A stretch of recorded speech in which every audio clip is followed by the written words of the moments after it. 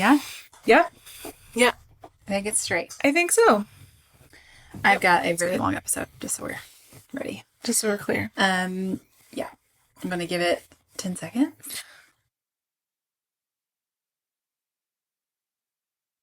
It's good. It was like 4 seconds.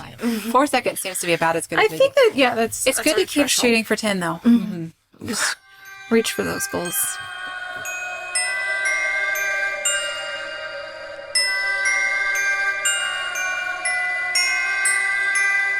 Okay, so this episode. How did you come upon this? Did you Google something? Actually, Erin, who is one of our very long-time listeners. Hi, Erin. Love you. Hey. She sent us an Instagram message about this a long time ago. Okay. And it's a serial killer, which you guys may know. I don't think I've ever done a serial killer before on the podcast. They're scary. I don't get super into the serial killer stories. Yeah. For a lot of reasons. But, yeah, this story. It's a doozy. I'm going to get angry and ragey a lot. It's going to be a two-parter. Okay. Megan's hungry. I don't know why. I didn't feed her today. It's going to be a two-parter. So if you are listening to part 1 right now and you're on the Patreon, then you can head right over to the Patreon as soon as you finish this episode to hear part 2. If you are not on the Patreon, you'll have to wait for part 2. So do whatever you want with that information. There's also lots of other good reasons to join the Patreon right now. We just started some new stuff that started at the beginning of February, but the link to it is in our show notes. But I didn't do that on purpose. It's just that once I started researching this episode, I was like, oh, this is going to be a long one. Yeah. Because I was able to find a whole lot of information about the victims, and that's really what I want to focus on. Right. Are the victims. Okay, so good. That's what ended up making it longer. But now let me actually get to the file here. Hey, this is the Witches, Magic, Murder, and Mystery Podcast. And I'm Kara. And I'm Megan. Gosh, I thought we were doing better. We're trying, okay? So, like I said, Erin messaged us about this on Instagram. I'm not going to read her message because it tells everything. Okay. And again, this is a serial killer. It was a pretty big case when it was discovered. So, you may already know a lot about it, but I don't think you'll know a lot about the victims unless you've really been looking. Okay. Because that's the thing. When this serial killer was active, no one had any idea that there was a serial killer active. Oh, right. Yeah. So, yeah.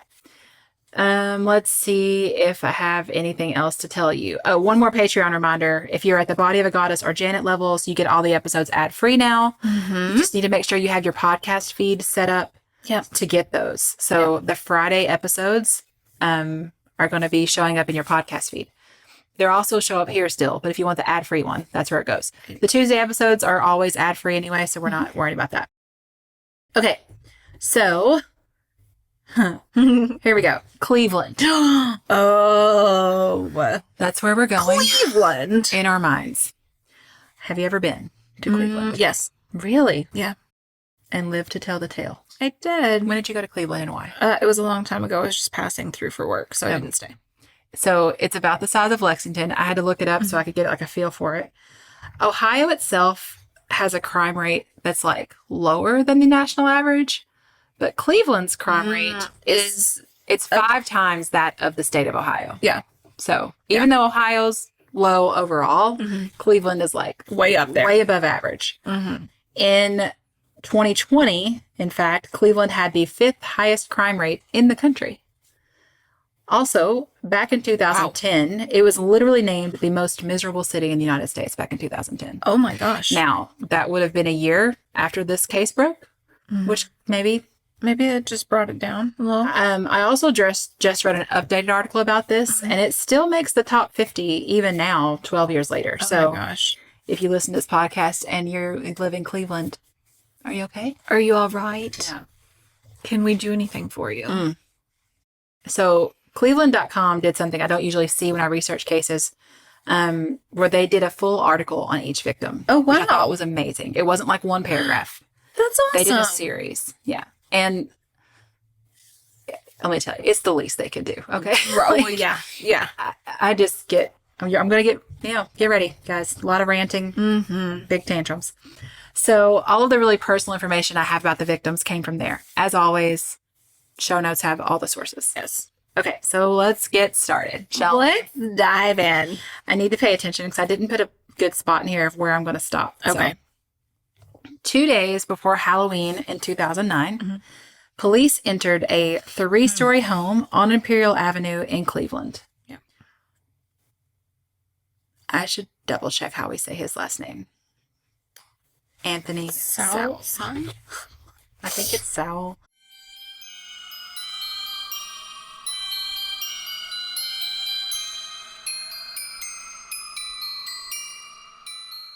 So 2 days before Halloween in 2009, police entered a 3-story home on Imperial Avenue in Cleveland.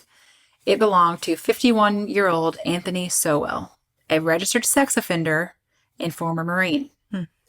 Police had been led there by the accounts of 2 different women, Lashonda Billups and Sean Morris. Well, okay. I can't start the rant yet. We've just gotten started. We just got here. You'll hear. Okay. The first, Latundra, again, I'm sorry. It could be Latundra. I think it's Latundra, but I apologize if I've mispronounced her name. Had been inside the home a month earlier. She had been there with Anthony doing drugs. Afterward, he beat and raped her, then strangled her with an electrical cord until she passed out. Jeez. But then she woke up. And she said he was obviously shocked when she woke up, but then he let her leave. Wow. Which is like... Yeah, like... I can't figure out if he was just done at this point. I don't know. Almost exactly a month later, Sean Morris went to Anthony's house to drink and do drugs. She left, then realized that she needed to go back and get her ID. And when she went back, that's when he attacked her. Sean later testified that he put her in a chokehold, forced her to take off her clothes, and threatened to kill her. To escape, she jumped out of one of the upper story windows. Yep. Naked. And she woke up in a hospital a few days later. Neighbors saw that happen, and they called the police, and they were like, a nude woman just fell out of a window, or else she was thrown out of the window. Yeah. And so when rescue workers showed up, Anthony was like, oh, we were just doing drugs, and it was an accident. She just fell out of the window by accident. And then when the police later went to question Sean, she didn't want to talk to them. And before you make too much of that, I think we've all learned a lot in the last couple of years where it's been specifically highlighted that not everybody is just going to easily speak to the police. No. Not everyone trusts that the police will help them. Yeah. And she had admittedly been doing drugs. Right. Okay. I get so mad. Megan's already angry. I also cried while I was writing this episode because I was like, so we don't know what's going to happen, you guys. Yeah. Okay. So a week after Sean's escape, Latundra went to the police to report what had happened to her in September. So she waited a little bit. She was just like, I can't take it anymore. So between Sean's escape and Latundra's report, police were able to get an arrest warrant for Anthony and a search warrant for his home. Okay. Here's the thing about that home. There had been an awful stench in the area for a couple years. One woman who lived across the street from Anthony's house told her city councilman that the neighborhood smelled like dead bodies. Drain pipes were flushed. Sewers were replaced. People blamed the smell on a nearby sausage shop. So then that shop did all this stuff. They spent like almost $20,000 getting new plumbing fixtures, sewer lines, grease traps. And of course, nothing helped because that wasn't the problem. Yep. But let's just keep in mind as we go through this story that there was a smell. Oh, yeah. For years. And he was a registered sex offender. Okay? Okay. Yeah. There were signs. Yeah. That at the very least, the police should have known. Yeah. And you would think if they were doing their sex offender roundup like they're supposed to do, every couple months, then they would have noticed the smell coming out of his house. Lots of things. There's lots of things. So many thoughts. So when investigators entered the home that day, Anthony Sowell wasn't there. They went inside and discovered 2 decomposing bodies. The next day, they found 3 more, 2 in a crawl space and 1 buried in the basement. A skull was also found, wrapped in a paper bag and placed inside a bucket in the basement. Ultimately, police found the remains of 11 women inside and around Sowell's home. The women had all gone missing from 2007 to 2009. Anthony Sowell targeted women who he deemed vulnerable, all Black women with histories of drug problems. He lured them to his home with the promise of drugs and alcohol. That is generally true, but there's one victim I'm going to tell you about who was for sure clean at the time that she was murdered. So I don't think that's how he could have lured her in. Okay. Although it's all speculation about, like, her family is like, we're not sure how he got her to go. Yeah. So he would get them to his house and then he would rape and murder them. He killed most of them by manual strangulation, which led to his nickname, the Cleveland Strangler. Right. Okay. So now I want to introduce you to the victims. And again, I'm going to keep this in mind as we go through this timeline. When police showed up to arrest Anthony Sowell, he was already a registered sex offender in Ohio. He was a Tier 3 sex offender, which is the worst type. It's the worst tier. He had served 15 years for kidnapping, rape, and attempted rape. Jeez. So he would have or should have been known to law enforcement or anyone paying attention to sex offenders in the area as a particularly violent sex offender. Okay? Yeah. Just keep it in mind. If you forget, it's okay. I'm going to remind you. Oh, yeah. So Yeah, we'll keep you all the time. So Anthony Sowell went to prison to serve those 15 years, and he got out of prison in 2005. Jesus. In April of 2007, I feel like I need to... My computer's being confusing. In April of 2007, a woman who lived in the neighborhood around... In April of 2007. In April of 2007, a woman who lived in the neighborhood around Imperial Avenue in Cleveland disappeared. Her name was Crystal Dozier. She was 35. Her mom had called her the responsible child and her little mother hen. When she was a kid, she was the one who her mom trusted to hold down the fort and help out with the other siblings and things like that. As a kid, she loved to dress up and be girly. She loved to be in the kitchen. She would cook up all sorts of food. You know, she was like your typical little girl. When she was 13, her mom took her to the pediatrician and they got quite a shock. That's when they learned that Crystal was pregnant. She became a mom at 13, and then at 14, she was pregnant again. The father in the second pregnancy was 20 years old. Just breathe it in. She is 14. At that point, Crystal's mom tried to move her family out of the area. I think her thought was just like, I need to get her away from these bad influences, which is a thing I hear people talk about when their kids are kind of struggling. So she thought that would help, but Crystal ended up moving in with the father of the second child. He is 20 and she is 14. What is he doing? She's still a baby. So her mom said, he coaxed her into running away. I couldn't eat. I couldn't sleep. I sat outside. I walked up and down the streets looking for my child. I didn't know where my child was. I didn't know if she was all right. She was afraid of him. He coaxed her into doing stuff, and she did it. He had total control over her. Then Crystal got pregnant again by the same guy, and at that point, a judge ordered him to marry her. The judge was like, if you're going to keep doing this, then you got to marry her, which is interesting to me. So by 16, she was married. Not, hey, let's arrest him? No.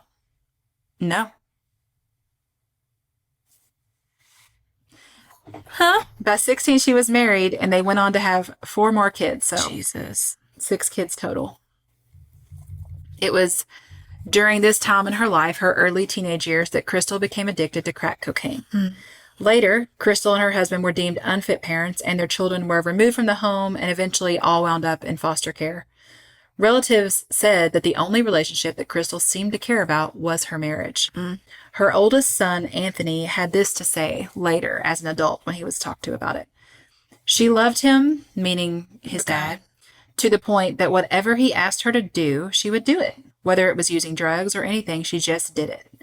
He also said this: drugs ruin people's lives, and it's not just one person's life, it's an entire family. Yep, it's everybody involved. One of Crystal's daughters, she grew up to become a medical assistant. Oh. And she said that she really loved the visits she had with her mom when she was young. She was like, everybody has this idea of what a crack addict looked like, and her mom didn't look like any of those things. Her daughter said she was what a mother was supposed to be: loving, nurturing, and caring. Her marriage finally ended, Crystal's did, and she married someone new. His name was Bobby Pennington.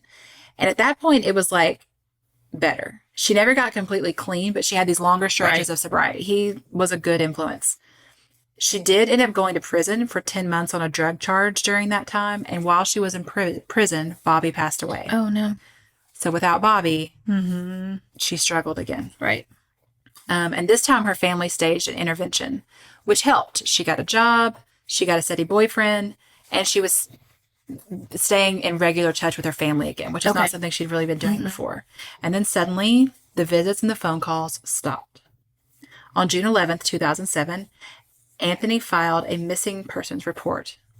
Her family felt like, due to Crystal's criminal history and the known drug problem that she had, the police just didn't work too hard to find her. So they did a lot of stuff themselves. They checked out leads, they put up flyers, but nothing went anywhere. Her body was eventually found buried next to the fence in Anthony Sowell's backyard. Jesus. So, while Crystal's family is continuing to look for her, another woman went missing. Like Crystal, 33-year-old Tishana Culver had battled addiction for years. As a kid, Tishana had loved styling her doll's hair. And when she grew up, she got her cosmetology license, which I think is just precious. So she also loved writing poetry. She graduated high school, got her cosmetology license, and was also training to be a nursing assistant when her longtime boyfriend, Marcus, died. Oh, my gosh. His death was ruled a suicide. He was found dead in a park from a gunshot wound to his head. And it seems like that's when Tishana's drug problem began. Just spiraled. So it may have been like her way of dealing with that grief. She had a string of pregnancies and failed relationships after Marcus died. And her love for drugs led her to turn her back on her children, leaving her relatives to raise them.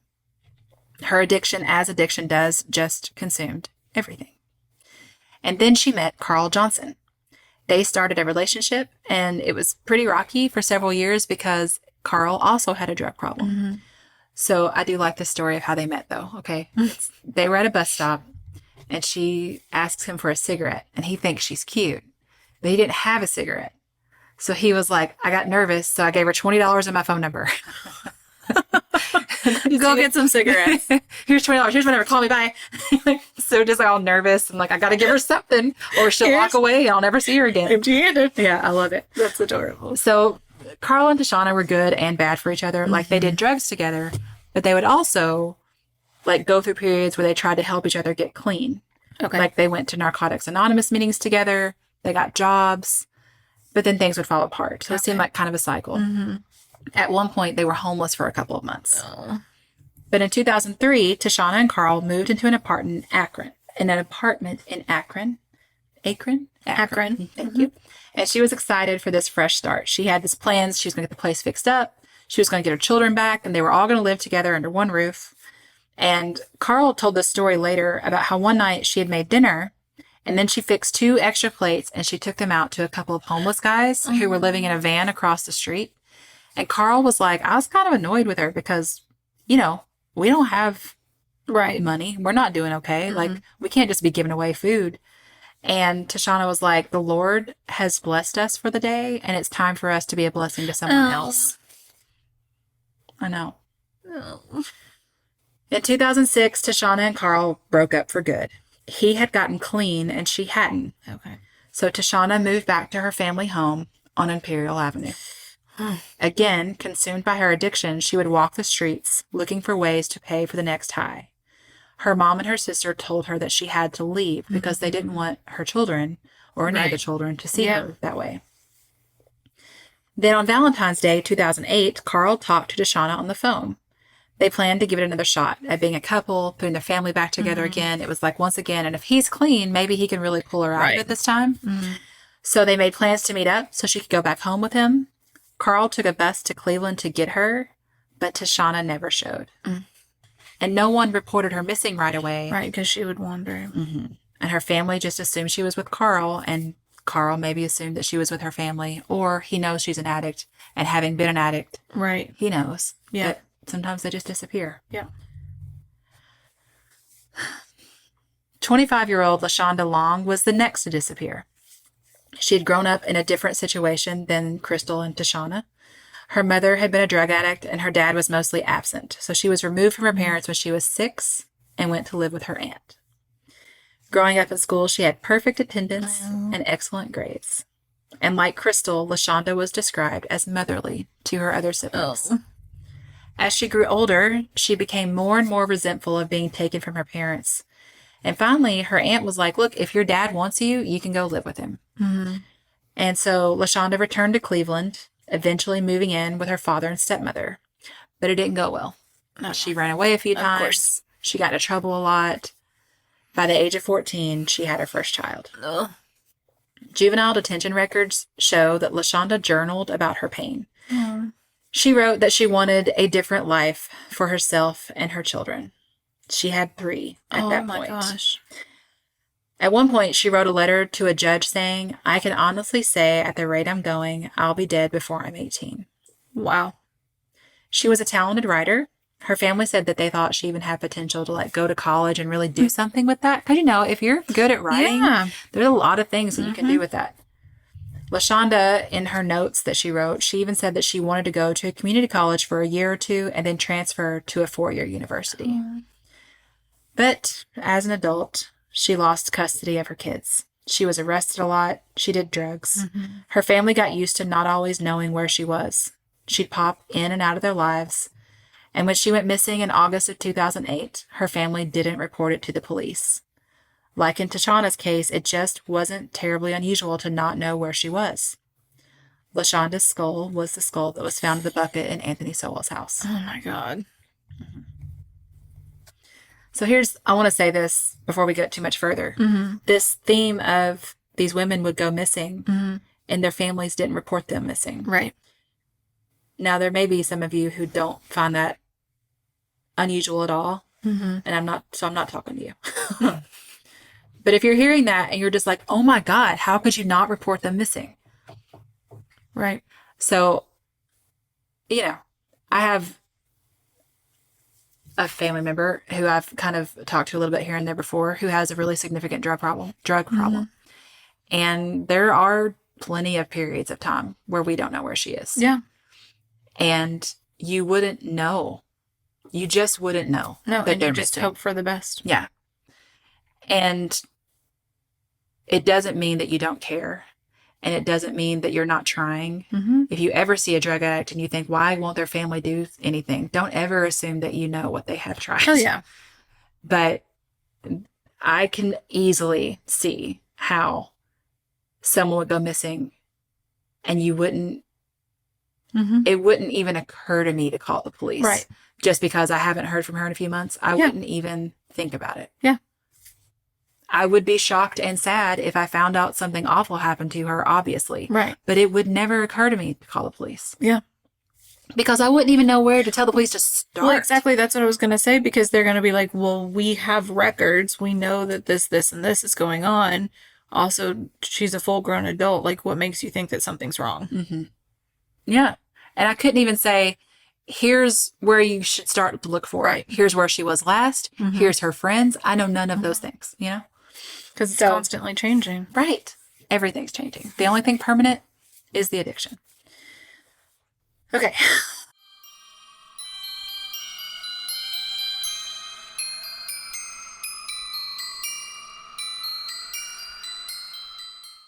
That was my 2:00 alarm that someday maybe I'll remember to turn off before we start recording. That's fine. That's fine. It's fine. Totally fine. Okay. Let me get this back here to make sure we're still going. And we are. Okay. Still doing it. So another woman who was last seen in August of 2008 was Tonya Carmichael. Tonya was 53 years old when she disappeared. By the time she vanished, she was heavy into drugs and her addiction, but it hadn't always been that way. Okay. As a kid, Tonya had been involved in 4-H, and she loved gardening. No. And she grew up vegetables in her backyard when she was a kid, and then she would sell them to like people in the neighborhood. Oh my gosh. I know. She dropped out of high school when she had her first daughter at 16. A year later, she had a second daughter, but she did go back and get her like equivalency certificate, which I guess is GED. Mm-hmm. Yeah, that's the same thing. Tonya grew older and took general education classes at the local community college. Mm-hmm. She got her barber's license. She got her real estate license. Oh, wow. She worked as a medical secretary. Wow. And she took care of her daughters. She had her hands full. Her oldest daughter remembers how her mother used to chase drug dealers away from their house when she was younger. They listened to her, she said. I think they respected my mother because she was on her own, and they saw that she was trying to raise us right. Mm-hmm. Tonya had a third child, a son. But at that point, something changed. The mother that her son grew up with was a lot different than the mother that her daughters had. No one's really sure when Tonya started doing drugs. Her son thinks that like an ex-boyfriend introduced them to her. Oh, okay. However, by 2001, drugs had completely taken over her life, and she lost custody of her son. Wow. Her daughters were already grown by that point. Okay. So after that, she was in and out of prison for a few years, and whenever she was released, she'd be clean for a bit, but then she'd always return to drugs. Mm. She was last seen at a family barbecue and was not immediately reported missing. She was the very first victim identified at Anthony Sowell's home. Oh, wow. Mm-hmm. So, here's the first part where I'm going to get like... Mm-hmm. In September of 2008, so this is a month after Tonya went missing. Right. There's this really important event that just feels devastating in hindsight. And I don't mean that this whole story isn't devastating. Right, like, right. This, well, just wait till I tell you. Okay, so a 34-year-old woman named Vanessa Gay escaped from Anthony Sowell. He had raped her and beaten her, but she got away. As she was escaping, she saw a dead body inside the house. I saw some accounts that say it was a dead, decapitated body. So I'm not sure. Right. But, I mean, both may be true. Yeah. Anthony had told her that he was going to kill her and throw her into the crawl space. And whenever he let her go to the bathroom, she peeked into the crawl space, and that's where she says she saw the dead body wrapped up in tape. Oh, my God. And here we go. We know he kept all the bodies. Mm-hmm. So if someone had just gone there, the bodies were there. Right. And she even knew where the one was. Mm-hmm. Everyone he'd murdered was still in the house. Yep. At that point. Yeah. So, look, this is my anger. I think in the last episode, I talked about how, like, I type things the way I'm... Yeah. Oh, yeah. When I say them in my head. So it's like all caps. If they had just gone and looked inside the registered sex offender's house after a woman talks about how he raped and beat her. Like if they had just... Yep. That was... Because that's what he did jail for 15 years is raping and beating somebody. Vanessa, like the other women Anthony targeted, had a drug problem as well as mental health problems.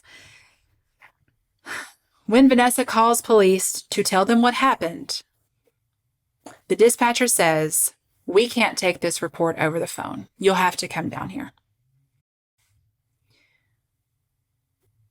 Whatever the procedure is. I get if she's been raped, there needs to be a rape kit done. Like, I get all that. Could you not have just sent someone to her? We will have an officer come pick you up and take you to the hospital and make sure that you're taken care of. Or, at the very least, followed up. Yeah. Again, reminder. I'm going to keep saying it. We have Vanessa's story and the fact that he's a tier 3 registered sex offender. He's been convicted of rape and attempted rape. He's done time for it. It was all known. Like, I know they don't know that he's murdered all these other women, but they knew that much. Right, exactly. Just the fact that he's a sex offender who's accused of rape. Like, hey, we've gotten some phone calls about some smells. Yeah, do you even need much more to go check him out? Falling out a window and... Well, the The woman out the window wasn't. It hadn't happened yet. Okay.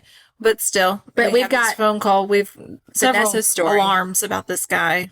And we should probably go look into it. Yeah. It just doesn't seem like it should take anything more than a registered sex offender being accused of one rape to go look. Right. Because I know here, if one is living within like X amount of feet of a school, even, and somebody calls and says, hey, they were walking on the sidewalk near this park, they're immediately looking into it. Well, the argument goes on to be that the police didn't do anything because of the type of women that Anthony Sowell targeted, which was his whole game, right? And it worked for him for a couple I don't care years. if they sold hedgehogs on the corner. Oh, it of the doesn't street. matter. It should not matter. Yeah. You took an oath Yeah. to protect your community. Yeah. You don't get to ignore the ones whose lifestyles you don't agree with. approve of. I just want to... okay. Vanessa also stated that she had reported a previous rape and that it went nowhere. It also seems like this one went nowhere. Even after Anthony was arrested, but before his trial, Vanessa says that she tried again to tell police that Sowell had raped her, and she said they made bad remarks about people with addiction, and then they laughed at her. I'm sorry. Police did that? And you could be like, well, that's just her story. Like, okay, but trust me, this isn't the first time they look bad. Yeah. And just to be clear, detectives now say that there are things Vanessa couldn't have known unless she had really been there in that house. So her story is legit. I would expect that to mean that she knew what was in that crawl space. That the body was taped up. That In an accurate way. Yeah. They knew that, like, she didn't come up with this whole cloth. So a month after Vanessa escapes, another woman disappears. Michelle Mason had grown up in a big family in Cleveland, but always dreamed of traveling. Okay. She didn't want to go to high school, so instead she went to a Cleveland Job Corps program and then headed to New York. Okay. Now, once she got to New York, her mom was confused because she just didn't hear from her. Like, she just hardly ever heard from Michelle. She got so concerned at one point that she filed a missing persons report. And so then I think Michelle got in contact with her. So every now and then Michelle would like call home, check in, but she didn't stay in regular contact. So in New York, she had become addicted to heroin. In 1986, she had a son, and officials in New York contacted her mom because they were like, she can't take care of this baby. Right. And so her older sister took custody of him and took him back to Cleveland. 2 years later, Michelle had another son. This time, Michelle's mom stepped in to raise him. And the boys, so then they got to grow up together still in the family. They went to private school, attended church. They were close with their family. In the early 1990s, Michelle returned to Cleveland, HIV positive, due to her use of IV drugs. Gotcha. She had stopped doing heroin at this point. Okay. But now she was addicted to cocaine. Ooh. Her family tried to help her and provide stability, but Michelle was arrested several times, mostly on drug charges. Okay. And then she had this life-changing thing happen. She got shot in the face Oh my God. and left to die. And she was thrown like into a garage.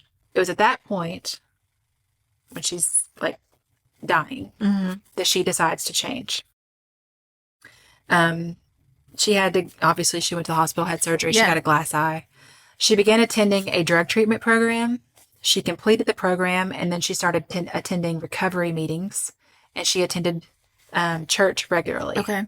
She was never arrested again after 2001. She started volunteering with the local AIDS task force. She gave speeches at AA meetings. She rented her own apartment, paid her own bills, managed her own medicines. She stayed close to her family and stayed in contact with her 2 sons. Oh my gosh. She pulled it together, Yeah. which could not have been an easy task. No. But Gosh, she no. fought for it. Wow. So you've probably already noticed that Michelle's a little different than some of the missing women I've told you about so far, because at the time that she disappears, she's clean and stable. Okay. So when she left her mother's home one day in October 2008 saying, I'll be back later, but never returned, her family immediately knew that something was wrong. Okay. Then her phone started going straight to voicemail, and that they filed a missing persons report. Okay. This was 2 months after Tonya and Lashonda had went missing. Gosh, yeah. Only 1 month since Vanessa Gay escaped. Michelle's family has expressed frustration about the lack of media coverage. Her sister said, "We held a candlelight vigil right here at the church and sent out a press release, and nobody came." Are you kidding me? They reached out to the police, the FBI, local media, but they're like, no one helped us. No one is sure. This is the one I was talking about at the beginning. Right. He couldn't have lured Michelle in with drugs and alcohol. Phone records show that there was no communication between them, but her apartment was near his home. Mm. Her family speculates that she could have simply found herself in a conversation with him when she got off the bus near her apartment. They talked about how because of her time on the streets, she was real good about being like, I'm no better than anybody. So, yeah. And she wanted to like be friendly with everybody and show them like, hey, Yeah. I was an addict and now look. Mm-hmm. And so depending on what angle he tried with her, or maybe he did try to lure her in with drugs and alcohol, and she thought like, here's an opportunity for me to help this person. Right. Like, who knows? Right. Or, oh, hey, my girlfriend in the house is an addict. Can you help her? Right. He could have known about her. Yeah. If your rage has subsided even a little bit since I told you about Vanessa Gay and her survivor story a few minutes ago, just get ready to have it all come flooding back with what happens in December of 2008. 2 months later. Gladys Wade flags down Cleveland police officers. She's bleeding. She has just escaped from Anthony Sowell's house. She spoke to a detective. She goes in for questioning, and nothing happens. I'm sorry. I cannot believe it. What? Later, when Anthony Sowell goes to trial, Gladys testified that he choked her and punched her. Again, he was a registered sex offender Are at all of that these point people already. still working for this police department? Probably. They did have a big lawsuit at the end of all this, but Still, that doesn't save lives. well, I also wonder, Cleveland had the 5th highest crime rate in the country, 5 times that of the state it's in. What is going on with their police force? And listen, if you work for the Cleveland police force, seriously, doubt you're listening to this. But if you do, Yeah, and you're just I hope that drowning you're in... part of the change, you know? Yeah. Because if you're one of these people who doesn't care about You can kick rocks. Black women with drug problems because for some reason they deserve to get raped and beat. No. I'm not talking about the woman who went missing. I get that you didn't know they went missing if they weren't reported missing, but these 2 women came to you and said, For help. Yep. this happened. He's a registered sex offender. I can't, that's the registered sex offender. Yep. And then she's the second person, you know? I just... Oh my God. Okay, where are we? I don't want to leave you on the rage, but I might have to. Yep. Actually, let's stop there. Yeah. So before we go into the next victim, we'll stop there with Gladys Wade, who is a survivor story. Reported Thank God she got to a away. detective what's happening, and yet And nothing happened. they just sat on it. There are dead bodies inside his home. Stinky, His home that is stinky dead known bodies. for smelling awful. Mm-hmm. And it doesn't even seem that they went down there. You have an inmate that's a registered sex offender with probably PTSD from being a Marine. So That's another thing too. There's more than one victim's family member, a family member of victims who was also a Marine. And I think like, God, one of your because you know how close those bonds are. Oh yeah. And it's One of just your must be brothers. awful to be like, he was killed, or my daughter, Yeah. girlfriend, sister, whatever, mother was murdered by a Marine, and I'm a Marine. Yeah. Okay. Okay. So we'll stop there.